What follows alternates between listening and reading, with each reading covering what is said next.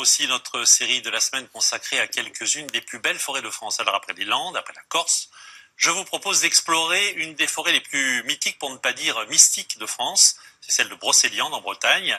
Elle a nourri bien des contes, bien des légendes. Dans la lumière et les couleurs de l'automne, elle peut même devenir féerique. Valérie Leroux-Collenot et Pauline Even sont allées s'y perdre.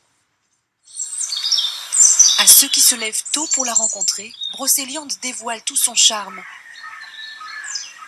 Une beauté voilée, envoûtante, et déjà pour le visiteur, ce sentiment d'assister au réveil d'une nature enchantée. Sur le lac de Pimpon, les premiers rayons du soleil jouent à cache-cache avec les arbres. Seuls quelques pêcheurs ce matin-là profitent de cet instant de quiétude. Il n'y a personne, il y a 2-3 coureurs, 2-3 plaisanciers qui se baladent, etc. Moi je veux être tranquille.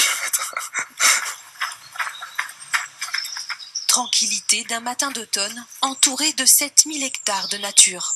On a des jolies couleurs jaunes, orangées, rouges, et c'est vraiment un plaisir pour les yeux.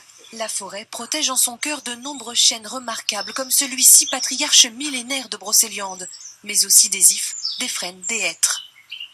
On a un climat assez rude, ce qui fait que les arbres sont plutôt tordus et petits. Il y a des mauvaises langues qui disent « comme les Bretons ». Au gré des sentiers, le promeneur traverse des décors très variés. Au beau milieu de la forêt, on va tomber sur un bout de lande avec la roche affleurante de la jonque Genet. Et puis on fait 10 mètres plus loin, 10 mètres encore, et hop, on retombe en forêt avec des gros arbres, beaucoup plus grands, beaucoup plus hauts. Et puis on fait encore quelques mètres, et là on tombe sur une zone humide. Un voyage plein de surprises, ressourçant. Quand on voit les arbres, leur majesté, on sent une énergie très puissante, quoi. La force d'une forêt, espace de liberté, d'aventure, d'étrangeté aussi, où depuis toujours, l'homme projette ses rêves.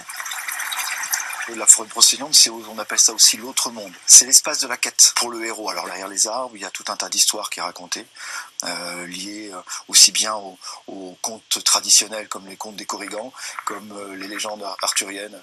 Et ce jour-là, les lumières d'automne semblent nous attirer, nous guider jusqu'à cette fontaine, la fontaine de Barenton, où l'on raconte que Merlin a rencontré la fée Viviane, mais ce n'est pas la seule histoire. Le chevalier Yvain voulant venger l'honneur d'un de ses cousins et va verser l'eau de cette fontaine sur le perron pour déclencher l'orage et ensuite combattre le chevalier noir.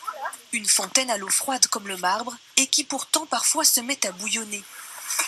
S'il y a des bulles, ça veut dire que ça va exaucer nos vœux. Je me sens bien et plus forte, voilà. Vraiment ressourcée. Alors est-ce que c'est magique? Peut-être.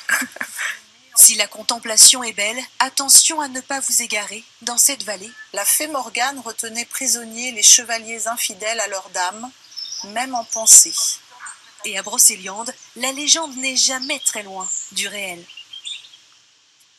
Voilà, bien dans le réel, la bourse de Paris en recul à l'heure